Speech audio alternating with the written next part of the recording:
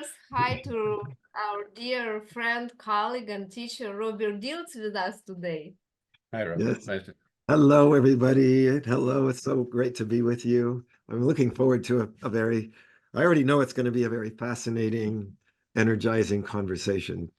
And I'm glad to be able to share it with everybody. Yeah, thank you. Thank you for that. I know that your thoughts are of great interest because, you have this a perspective that very few people have had. If we're talking NLP, for example, well, I mean, there's a few people that have seen more than you or contributed more. So I think your point of view is really interesting and useful. Thanks for being with us. Thank you, Robert, for Yeah, being you're with us. welcome. Yes. So why don't you go first? So this is our fifth Yes. of interview, and we prepared several very interesting, juicy questions for Robert. Yes. The first one I would like to ask you, could you share with us about your creative path? We know you are, started very long time ago, not very, but very long time ago. It's all relative. It could be a really long time ago. And it's just a brief moment. Yes. I think creative path is a good way of describing it because you have this kind of multifaceted approach to life, including your drawing and your music, not only your scientific work and your development of the NLP model. I think that you really are a creative person. So I think the question about the creative path is it's really interesting. Yeah. Yeah. I mean, in some ways, of course, you could say, I mean, that's been is just sort of in my nature in a way, but I think it comes from a curiosity, obviously a wanting to know, but also for me, there is a joy in creating, creativity is it's one of, when I talk about my passions, I say connection is my first passion, then awakening, then creativity, contribution, and inspiration. Those are the things that seem to have sort of driven everything that I've done. And I can remember before I got into NLP, when I first went to the university, I started as an art major, then I switched to being a physics major, then I switched to being a politics major, because I was interested in a lot of things. And in fact, I was fairly good at them, And the reason that I actually kind of latched onto NLP was that it seemed to sort of be about all of those things, that every NLP could be applied to any human discipline because it was about how we use our filters, how do we think, it was in fact about how do we create. And so I guess it's just one of those things where it's for me it just sort of seems like doesn't everybody find creating something wonderful and joyful, and then I think then a huge influence on me especially in those early years when NLP was first developing was um, Gregory Bateson, he's the one who said, everything is a metaphor for everything else. So that means that you don't have to just say, well, if I'm creative in music, it's just music, because you go, well, wait a minute. Music is a metaphor for a family. A family is a metaphor for a company. A company is a metaphor for nature. Nature is a metaphor for a person. I mean, so everything is a metaphor for everything else. And I think it's sort of by, going to this sort of level of deeper structure is what allows you to then be able to, manage a number of different threads of development. So, because I know that there had been moments when I would be working on some project, but realizing, the things that I'm doing for this project, I can also map over into this other project, even though it's a very, very different kind of a, dynamic in a certain way. And I think this is kind of what sort of the whole idea of strategies of genius is about. When I was modeling, say, Mozart's strategy for writing music, it's not just about music, it's about creativity. Same thing with, Leonardo da Vinci or Disney. The Disney strategy is not just about making an animated film. You can use that for anything. So I think it's kind of this interest. I think my creative path has been to really find and focus on what, some of these deeper structures, sort of like what I'm always fascinated with, what Aristotle called first principles, the sort of most fundamental things. Mm. And then the gift of that is then it gives you a much wider realm, if you will, or field of application. And I think on the other side, I've always wanted, I've not just only been interested in something like ideas. I'm also interested in how that can be practically applied, how that can actually be, used to make a difference. So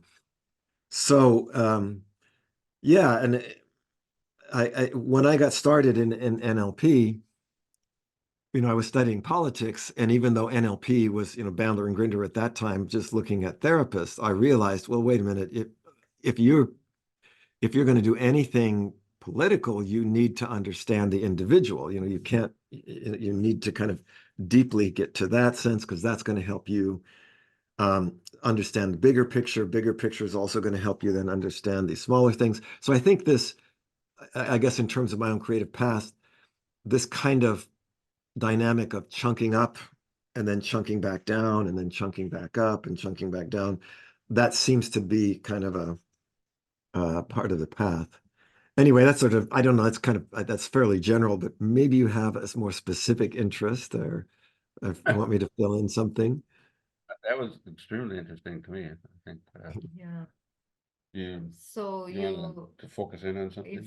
if we are going like in the stage of your creative path, it was a university, Yes. then you to join to group of friends.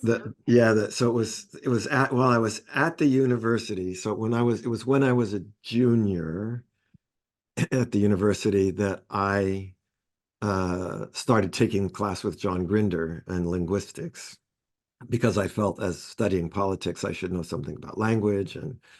But and so it was in that year that I started joining the groups that they were doing, the study groups. And then so the very first thing that they were doing were just these groups of students up at their house. But when they published the book on Erickson, then they started getting invited to do, talks, and then they started doing workshops. And I became kind of, an assistant at the workshops. And then uh, uh, shortly after I graduated university, I was already beginning to do teaching. And literally around the time I got my degree, and my NLP Volume 1 was my senior thesis for my degree. But they started what was called DOTAR, Division of Training and Research, where we were actually creating the first certification programs. So right out of university, by the time I was 22, 23, I was then starting to go out on the road to teach these NLP classes, and starting to do these certification courses, and um, I've one of the things I've always said is that NLP, in many ways, developed out of a workshop culture. What I mean by that is, if you look at, sort of Freud developed his things, and even, Carl Jung, they developed a lot of their things by working with individuals. But in a workshop, you are working with a lot of people. You have to be able to explain something, then they have to be able to go out and do it. So it's a very pragmatically oriented thing, because people are coming to learn something. Right. And so a lot of the times what we would do is we'd pick a topic, that you'd never done before. And then we say, okay, we're going to do a workshop on that. And then you've got to figure out how you're going to do it and make something practical that people could actually walk out of that at the end knowing how to do something. So it was a kind of a creative process itself to start to do these workshops. And then, of course, as you're doing these workshops, you're finding out what is important and what is interesting to people, what is needed. And so that's kind of guiding your focus. I mean, at least speaking for myself, so that there was a kind of a natural, a kind of always a natural development, because you sort of have your finger on the pulse of what's important and interesting for people. Now, I also had always had, you know, an interest. I was not ever intending to be like a psychotherapist. I was interested in, of course, helping people, but you know, I was interested in business. I was interested in many other things. So that's why I kept taking NLP and applying it not just in the area of therapy, but in many other areas. So interestingly, I think that a lot of my creative path came from, you know, getting into this kind of field of giving workshops on, you know, any kind of, you know, personal development, team development, group development. That was always interesting to me, to see people get better, you know, to see, how can we go to this next level, you know? So Exactly. Because it's result oriented. It's not so yes, much not so much theory for the sake of theory, but it's exactly. how can we get this result? And of course, you know, modeling is an important part of that. Obviously, this is one of the gifts of NLP, Yeah. I suppose. Yes. And we were, by the way, we listened 4 nights ago or something to a little promo that John Grinder did for their seminar in Portugal, and Yeah. I hadn't seen him, oh God, for how many years? I don't remember, Yeah. but 15 years probably at least. Wow. Wow. Exact things that is interesting to me is how uh, you know, that Grinder and Bandler have aged. It's but I don't really know much about Bandler, but of course I was close to John. He was, I think, my first Yeah. real teacher, first Yeah. person who ever saw me and blessed me. And Wow. Yeah. Same here, by the way. He did the same thing for doesn't me. So doesn't seem like John has changed. kudos to John. Kudos to John. Yeah, thank you forever. It's when I see him, it's, gosh, you know, it's the same. It's exactly the same model. Uh, I I don't know about Richard. We saw that documentary on him, by the way. Right. Yes. Yes. With the comments. Yeah, with Yeah. your comment. And Yeah. I have no idea what kind of changes is he seemed obviously more mellow now, but after Yes. you get older, I suppose it helps. It Well, helped me at least. Uh, but keeping the focus on you and your contribution, uh, it seems to me that your path has been, I think, more of an evolution, in the sense that you haven't stayed in the same place. You haven't yeah. really limited yourself to these original models and discoveries. You just keep blooming and going Yeah. in various directions. How Yeah. how how do you do that? Well, well, first of all, I think this goes back to the notion of curiosity. But while you were talking, I was thinking of another thing that, you know, there's the towards part of curiosity, which is, oh, you find something that's new and that's interesting, and it's like, oh, I want to know more about that. You know, the kind of the flip side, the away from side of curiosity is, I don't like to be bored. It's like boredom is, it's like, okay, if I was doing the same thing, it would be boring, you know. So I think there's a kind of this, I don't know, just a desire in me, you know, to keep finding something new, you know. At various times people say, you know, are you going to retire? And I'm like, what? You know, I don't know the meaning of this word, you know. It's like, what would people do? What do you do if you retire? Oh, well then, maybe you travel, write a book, do something you love to do. Oh, well, I must have been retired my whole career because that's all I've ever done. But I do think, I mean, I think it's a really good and important question. I mean, this is, of course, because this really gets at, sort of this sense of my own sense of identity. It's, um, I've always identified with creative people, like the Leonardo da Vinci's. Was just watching an interesting show on last night that had Paul McCartney talking with, I forget his name, but he's a hip hop producer, and they were just he was talking about how they created these songs, and I just find that fascinating, and I think to me, there's a sense of it's a quality of energy, a quality of newness, a quality of aliveness. And I think that's sort of where my radar always takes me, where is there that sort of quality of, you know, energy? And I even remember having, after I remember helping my mom go through a very major healing process, because for me, healing is a really important application. But I realized that also is creativity. It's and healing doesn't just mean I get back to some sort of non-illness state. It means I'm in some sort of thriving, you know, generative process. Yeah. So I think that has just always been the the path that I have followed is where is there the most sort of aliveness, but that's also making a contribution.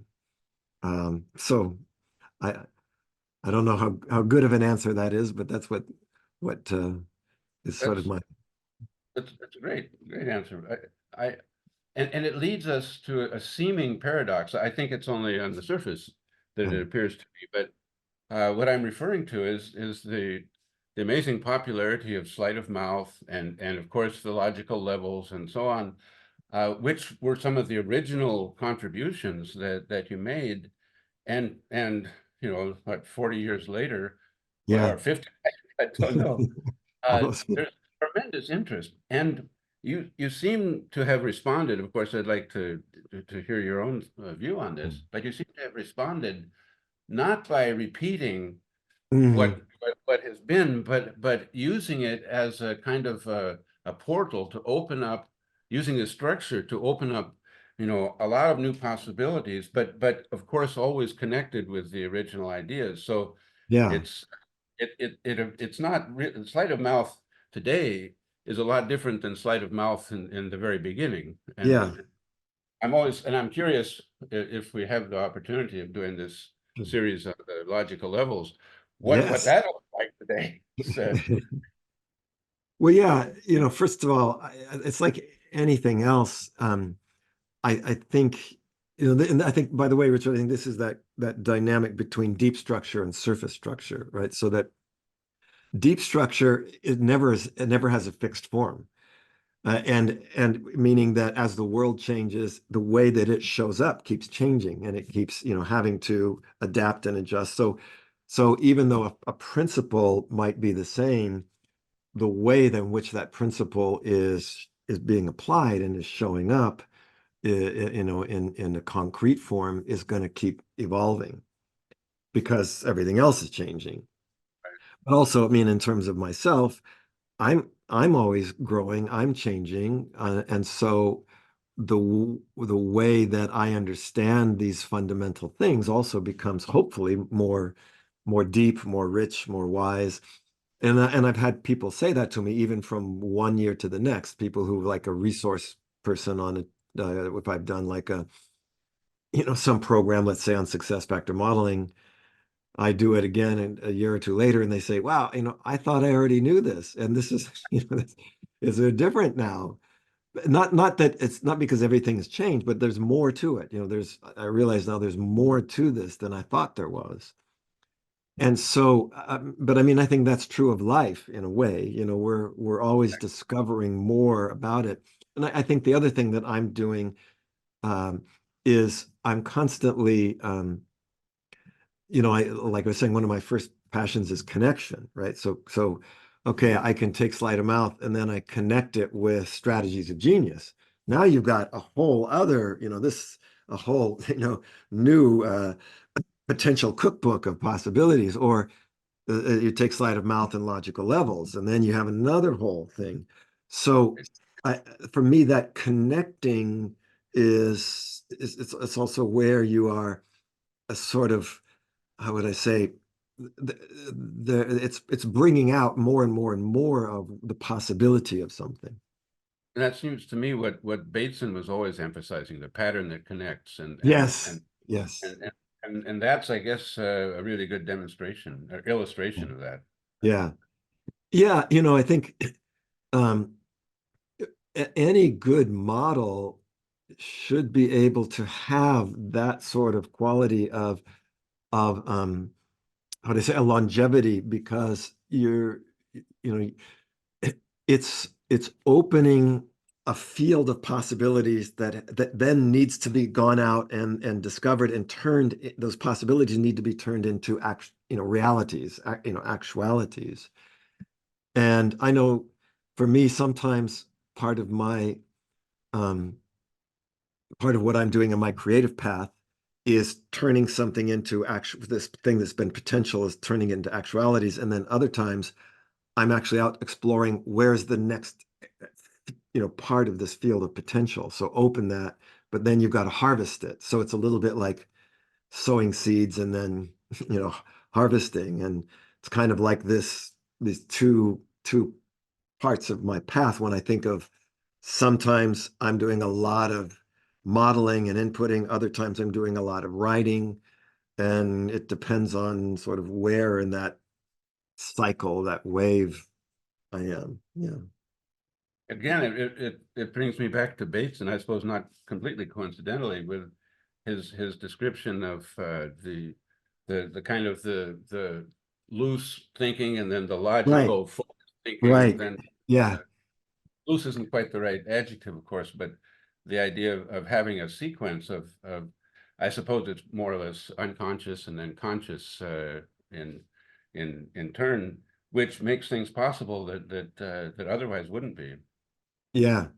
Yeah. I mean, you can also call it the sort of, left brain, right brain sort of thing, opening a space and then chunking it down, this.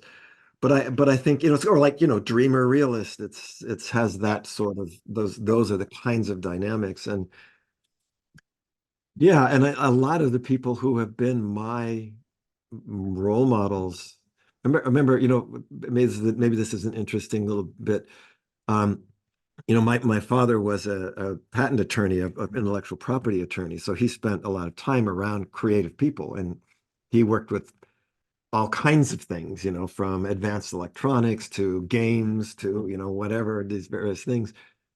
And I remember he was talking about this study that one of these people did on creativity, and about that they said that most of the time, if you look at the creative output of a person's life, it sort of starts when they get to be the sort of late teens, pops up a lot to when they're in their 20s, and then starts to diminish in their 30s and goes down. But then they said, well, if you take that, yeah, that's maybe most people's path. But what if you look at, things, inventions that have been significant, well, then you see that they're not just made by the youngest people. You get a sort of it's not as steep of a curve. It's a little flatter, but it goes a little longer. And I think they eventually got to, well, if you took all creative work and all like masterpieces, what you realize is, like, people like Michelangelo were still producing masterpieces into their 80s, people like Leonardo were working into their, 60s, 70s. So that if you have this, and I was just thinking this thing about Paul McCartney, he's in his Right. 80s, and is still just as fascinated with this music and creating it. And he'll take something that they were played, in the 1960s, and then he'll add a little something to it, but it's like, that's to me, it's almost like that's what life is. That's life force.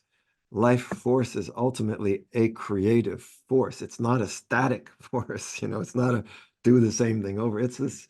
So I think if you're connected into this place inside of us and in each other and in nature where that's alive, then that's a sort of natural product, of what can I do with this? Or how can I take and sort of the more things that I have developed and the more I can learn from others, there's more to do and there's more to possibly synthesize. So it just gets all that much more exciting all the time. It's like, yeah. And of course, as we all know, that we look out into the world, there's a lot of things to be solved. There's a lot more that We're not we done need. yet. We have not solved all the problems, and doing what we used to do, we know doing the same thing we have been doing isn't going to solve them. So we got to find some new things. So. It's not sufficient. No, not at all. Oksana, I let's go get back. the thing is with you guys, I think that's where it's always so fun. I like I know when we have these conversations, that's the quality of energy that's present. It's here right now. I can feel it tangibly, that just that sense of, wow, what Yeah, can and we do? I'm 75, and honestly, I know I'm completely naive and unrealistic, but I really feel like I'm just getting started. That Yeah, this is the best I'm is still to pretty sure come. say that yeah. I've just started. I agree, Richard. Yeah, and I feel that. I will say, I think that is true for you. I'll be your supporter in that. The best is yet to come for sure. Yeah. Robert, you just had your birthday, and Yes. I'm wondering if what is the right word? Biologically, you're 69 now, Yes. and chronologically, And biologically too. and what age do you feel yourself Oh mentally my and gosh. Oh my gosh. It's like when I look around at people, I'm identified with the 20 and 30-year-olds, obviously. But it's actually, I think what you're getting at too, Oksana, is really important because it's really not about chronological age. It's about your energetic age. It's about your mindset. So I definitely have a much more creative mindset than people half of my age where I think, wow, they're sort of already stuck in sort of a particular, pretty fixed mindset. There's the whole thing about a fixed mindset versus a growth mindset. And I think those who are lucky enough to have a growth mindset, you keep growing. Yeah. And certainly, I can start to tell, since I run every day, I can't run as fast as my 35-year-old son anymore. I can't, I don't run as fast as I used to even 10 years ago, but I'm still out there. And, I feel like, and I think this is an important thing. I do also, how do I say, I know that from a long time ago, I decided I'm in this for the long run. I know, kind of, Richard, like you're saying, my best years, I knew I was going to, I was going to be just getting started at 60, sort of everything else until then was preparation. Partially because a lot of my own role models, people like Gregory Bateson and Milton Erickson, were in their late 70s when I met them, and they were still, they were at their prime. It's like so. Exactly. So I'm looking forward to when I'm your age, Richard. I'll be even more looking to me on my prime. You'll just be that much better. So I like the way you're saying you're in this for the long run. I think that's yeah, a great yeah. And metaphor. I like the conception of that because it means we are expecting a lot more from you. I mean, Okay. I'm you working on it. a lot more new books, and I mean, God knows world needs it, and Yeah, I I'm really would like to brief over you as your student. So you create the first stage of NLP development, the base. Then it was limited beliefs work, right? And sleight of mouth conception and re-imprinting, of course. And then you started to create more of how to do coaching, right? And also was it that logical levels and that Yeah, period? that sort of the sleight of mouth began to be developed like 1980. And the logical levels were coming out around 1985, 86. And that I think was a next sort of a big, place. And then applying that into things like the Coach to Awakener, and then also I started in the 80s doing what sort of got me into a lot of the organizational work by studying leaders and leadership in companies, big companies like Fiat, like Apple. Well, Apple was actually my first corporate client, and actually that goes back to 1980.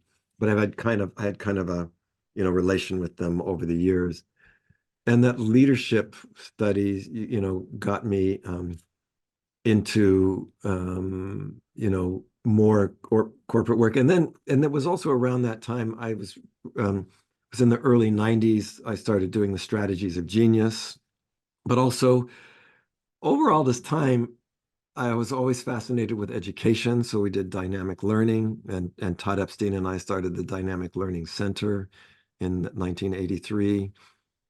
And so it was, for me, all of these things have always been important, creativity, health, leadership, and education. These are kind of like, to me, they're sort of basic pillars of what you need to have a productive, healthy, balanced life. And Robert, I know that we could add one more facet to that, which is the family. I Yes. know this is important for you. It's important for us, and Yes. and it may be one of the weaker aspects of the NLP model. I mean, you Yeah. did create the meta mirror, which is certainly a way of looking at Right. Right. but mostly, I mean, with some modalities and language patterns and so on, which are certainly the foundation of any kind of successful Right. interaction and therapeutic interaction, and as well. But I wonder, how you have created your family.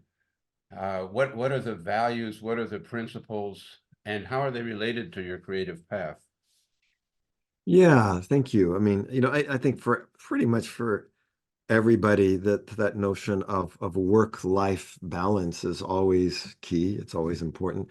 I mean, I came from a fairly large family. I was one of 5 children, and my dad was one of 9 children. My mom was one of 5. So like families were was a big part of my life. And we had a very close family. I'm still very close with my brother Michael, who does work for me, my sister Mary, and so that was just always a value. And we had a really I mean, I was very lucky that I had great parenting. And I remember looking around and seeing how a lot of other people struggled because of their way they were parented, and I didn't have a lot of those things, because and also the period which I grew up in, this, essentially what was to become the Silicon Valley in the 1960s and 70s. There was this sense of I don't know, of community, of the importance, I guess, of connection. And I think it all comes down, you always say, like, my first passion is connection. And I think family is, it's the foundation of your connection. And when that connection is strong, it makes everything else easier. And so it's kind of like having it's the trunk of the tree. When that trunk is strong, then the branches can reach out farther. So I, in my case as well, because I didn't have my kids until I was in my starting my early 30s. So it was a very intentional, it was intentional. It wasn't like accidental. This was what I wanted to do. And I was committed to being a good, husband, a good father, as well as everything else. I mean, and certainly I think it starts, maybe this is one thing, is I didn't have the belief that you couldn't do one without that you had to choose between one or the other. I felt I know I can do this. There's a way to do this. And even though I was traveling a lot, I knew okay, I'm going to find the ways to keep this connection. And it was actually interesting because I remember somebody asking my son about this. They said, "Wow, your dad traveled, didn't you? Wasn't there, feel that he was absent a lot?"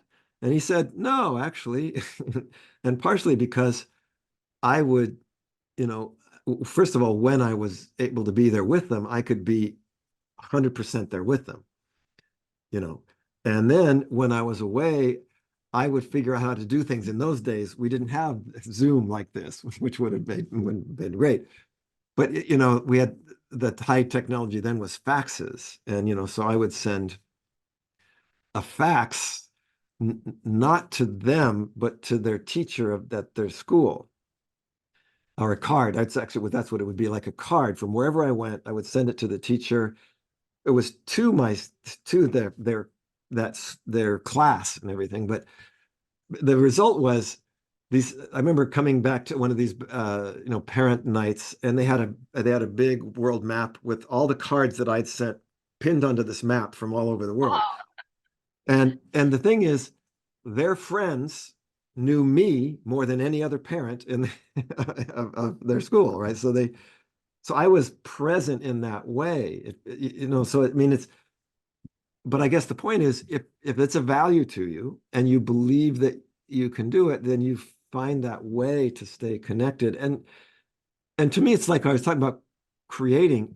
It's inherently joyful to have that quality of intimate connection with people. Like, and yeah, I still have that with my son. Well, he's been here. We go running every morning together for 80 minutes. We'll do bike rides in the afternoon. And so anyway, I think, Robert, that one of the things that sort of I'm getting through your description is that it's not so much the quantity of the time you spend, but the quality of the time. And of course, in addition to all that, then you somehow found time to write 35 books. Actually, I think it's probably more, but 35 we've counted at least. You must have a lot of you must really be able to focus and to use time effectively. Well, it is one of the things that I like to point out is that I mean, I do use NLP myself. I mean, all these things that I'm teaching to other people, I'm always my first client, and I use it for myself, so I can be more, I mean, hopefully more effective, more efficient by using what I know. And yeah, I think I have had in a certain way, I don't know if it's a blessing or whatever of the ability to be able to focus. I can do that, and yet it's like this kind of thing we talk about, focused spaciousness.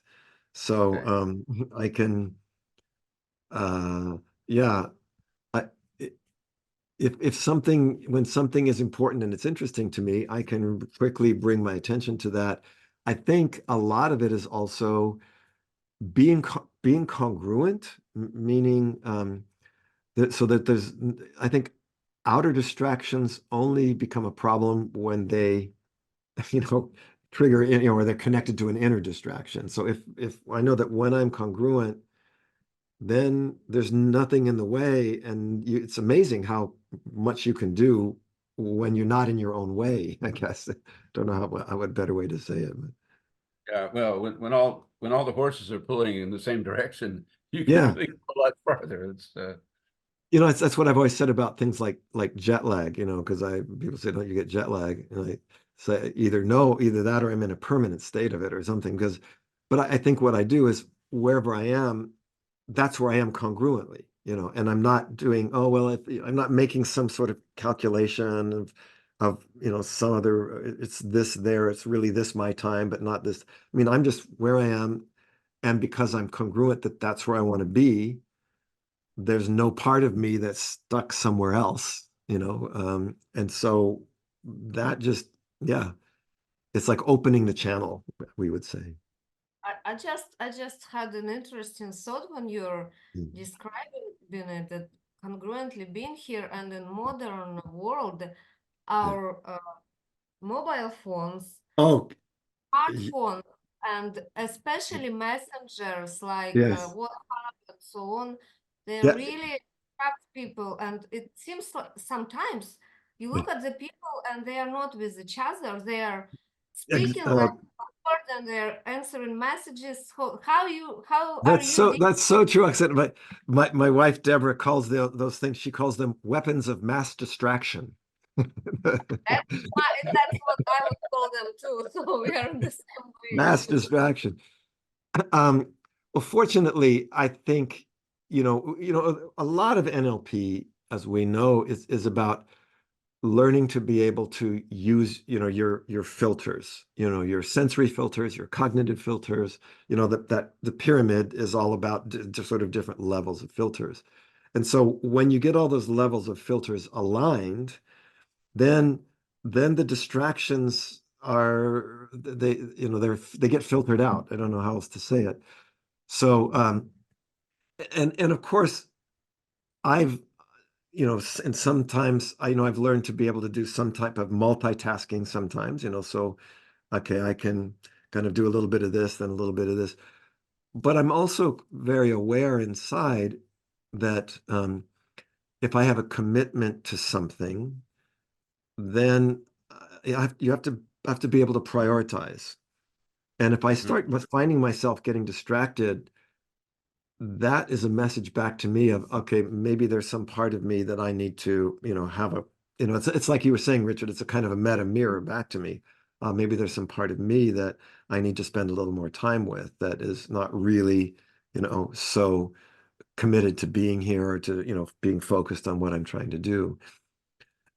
But yeah, I have been, again, blessed with an ability, which I have also worked to develop, I think, of being able to filter, to focus, to be productive. Um, yeah, uh, and a big part of it, I think a big part of it too, is that, and I know that you guys both have this as well, is that there's this feeling of, I'm not just doing it to do it. It's not just because out of coming from an ego place. It's coming because it's something that I'm here to do, right? I in a way wrote those books because it was like somebody needs to write them. I can do it. It's not just, hey, now I have a book published. It's that, in fact, as soon as it's out there, I'm not that identified with it anymore. I'm glad. What I want to know is that it's making a difference for people. So I think that's another aspect of it, that it's not just about me. And then when you connect to something that's beyond yourself, that's sort of it's your guide, it makes a lot of those things a lot easier because it's not just me, myself trying to, make it happen. You're sort of connected into the sense of destiny is not the right word, but it's some sort of, I guess, purpose is maybe the easiest way to say it. Yeah, and well, I guess it's a, it's a search in a sense for meaning, for direction, Yeah, and you certainly seem to have found that in your yeah, life, and I think that's a great example for all yeah. of And us. it's just this idea of we talk about in the hero's journey, a calling, so, and but I also think it's being open to that, and just feeling the sense that, yeah, this is, I I am I'm one of many billions of people, but I can make a difference, and I want to do And the you best I did. can to make that Yeah, happen. you are. And I should just mention, Robert, that you really are very generous with your time. Mm. We've already been speaking for an hour, so I don't want to Mm. abuse your generosity. Has it been an hour? My goodness, time flies. I So, know. Then we Do you need have one last question? Do you have something? then we need to schedule another interview yes, we have to, our interview number 6. Yes. because I have so many different questions unanswered. Oh, yeah, we've just gotten started. We just gotten started. So I would like to ask you to just briefly share with us your plans for 2024. What Hmm. are we, your student, readers, viewers could expect all around the world? What kind of directions Yes. you, maybe what Well, kind of dreams? How are you going to rest in this year? well, one thing, of course, we know is that there's going to be the Sleight of Mouth 3 coming up, which is sort of this. It's really, we were speaking earlier about something like connecting sleight of mouth and strategies of genius, and it's really about that. But it's this idea that, you know, taking what would be if we took some of the, 5 to 7 most fundamental beliefs that could really change ourselves and change the world, what would they be? And what gets in the way of everybody having them? And then using the sleight of mouth to help to build those and to clear the other interferences. And I think, that to me, when we talk about making a difference, I'm thinking, wow, that could be the thing that really could make a difference. I know it makes a difference in people's in lives. Yeah. So what could be a better way to use these tools that have been developing? We were talking about developing over the past 40, 50 years. I'm also doing, I have other things I'm actually working on. I published 3 books last year, the Generative Coaching Volume 3, Power of Mindset Change, and Sleight of Mouth 2. And I have 3 that I'm working on this year. I don't know that I will get them all done. But one is actually the the Strategies of Genius Volume 4, which Wow. is interesting because it's Volume 4 and it's 4 geniuses that actually I knew in my lifetime. So it's Milton Erickson, Gregory Bateson, Moshe Feldenkrais, and Gabrielle Roth. And I'm very glad to have Wow. Gabrielle Roth in there, she's the founder of the 5 Rhythms transformational dance practice. She's amazing.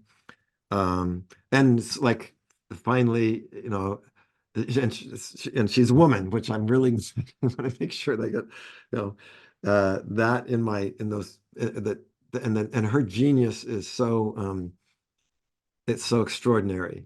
So that's one of my books I'm going to be working on. Another is on the SFM for healthcare, the success factor modeling for healthcare, where we've been looking at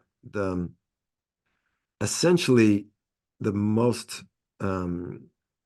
let's say, powerful, important, radical developments in the area of healthcare in the past years have been, essentially what you could call patient-centered healthcare and multidisciplinary healthcare. And so I think this is very important. It's, again, it's like all of the other success factor modeling books. We're going to be bringing case examples of people who've done remarkable things, and then offering what are some of the mindset change and the tools that can help to bring that into any area of healthcare. So not just doctors, nurses, but any area of healthcare, which could include health coaching. It can include, family members of people. It can include the healthcare for the people who are patients themselves. Well, you mentioned mindset. That's another direction Yes. that you're developing with Mickey Fair, of course. With Mickey Fair, yes. So this is I'm right now working on the next part of our mindset. We call it our overall mindset health inventory. So the first version of the mindset inventory we call the mindset map is, you kind of, it's looking at your current mindset and then your goals. We call it like a GPS for the mind. So you go, okay, here's where your current mindset is. Here's what your goal is. Here's what the adjustments that you want to make to your mindset in order to really reach that goal. We were just talking about focusing, and it's what I do as well. Okay, so I have this goal. I have to, bring these filters. But the overall one is really looking at very, patterns that, like, for example, uh, we can look at this and say, oh, this person's mindset is going to make them more likely to, say, be a really good dreamer, but they might have challenges being a realist. Or this person is maybe a really good realist, but they might not be able to have as big of dreams. Or this one, you might be more ego oriented or soul oriented. And it's none of it's about bad or good. It's just there we say, here's the strengths there. Here's some of the opportunities that you might have. And so I think that's going to be a really super, uh, I'm really looking forward to getting that out there, because I think that's the one that's going to be something that can really help people to have a more balanced life in general. Not just achieve a particular goal, but have a more balanced life in general. Oops, sorry. So yeah, and I'm also, there's one other book that I'm actually currently working on, that this is one I've been working on for like 15, 16 years, with a guy named Ian McDermott, on this. We call it the intentional fellowship. And fellowship means a certain quality of relationship, something that we find, because he's also an NLP trainer and has an NLP institute, but it's something we find that's sort of missing in a lot of NLP interactions, is much fellowship. There's a lot of competition, but what Founders yeah. did that from the very beginning. Yeah.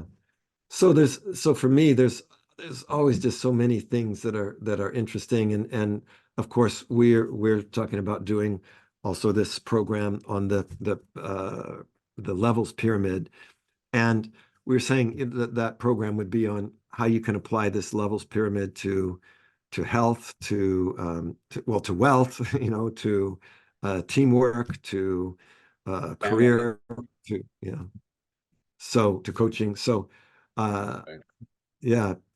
So again, some of that is a bit of the harvesting part, and then others of these are developing these new models. So um, What an interesting life and you I'm have. looking forward to things that I know that you two and I will be cooking up. We'll go, let's do this, because I never even thought about it, a Sleight of Mouth 3 until we start talking about it. So I know there'll be new things that we will find Well, together. it's a pleasure and it's an honor to support your work and to support the process of bringing it into the world. It's we feel really blessed to have this opportunity, and For me, Well, it's the feeling is mutual. personally so important, and as a producer, as a teacher, very important, because I'm sharing with my students what I got. Yes. But what I really like, I think most of all, and to see people eyes after they studied with you, they are so inspired, and we've just been published in our channel the part of your work with analogy, sleight of mouse analogy. We will Oh, yeah. one question, one woman's questions, and she had an inner conflict between ego and soul levels. Right. Right. It was just a question during workshop, and you just give her some like several ideas. So in 10 minutes, you just worked with her, and she wrote 6 months after. She said, "This is really magical. This is amazing." She said, "I don't have this conflict anymore." She said, Wow. "I don't Yay. even know what was it, but everything just turned out very productively, like went to one path Yeah. together." Yeah. This is magic, and this is the life-changing work you're doing. Thank you very much. Yeah. I'm You're welcome. honored I to be here. I like what you say about the eyes lighting up, because as I get older, they say the one thing that never ages are your eyes and your smile. So I think as long as our eyes are bright and we have a smile, we're ageless. well, Wow. I agree. that certainly elicits a smile. Well, Thank you, Robert. Thank you, Robert. you We guys we are so welcome. Thank you. we could talk for hours. There's so much more, but I think that Yeah. we We'll have, pick another, we'll pick our interview number 6 for that Yes. next. Yes. Okay. so Thank you with deep very respect, much. Robert, We love you. Love you We- too. we wish you health and energy and great creativity. And let your family bloom in together with your Thank creative. you. Thank you. Thank you. Yes. Okay. Wow, great. Yes. We're We'll be going in up. touch. Deborah's birthday is it's the same as the birthday of our grandnephew who's turning 4. So we're going to be going up to a big big family birthday celebration with. That's great. Oh, That's wow. good. That's Please great. say a big hello to Deborah Yes. from both of I us. will. I will. Yes. Yeah. We really respect her very much. So Thank you. Yeah. and she's just such a nice person. I remember in Paris when we went and got that bouquet and brought it. She made such a, I mean, she said, "Oh, this is exactly the kind of bouquet that I really like." And it made my whole day, you know. She was kind and And she made this virtual excursion for me Yeah, on the right. map, which was on the Oh, table. yes. "Oh, Yeah. I have 3 days in Paris, 3 free days in Paris. What I would like to see."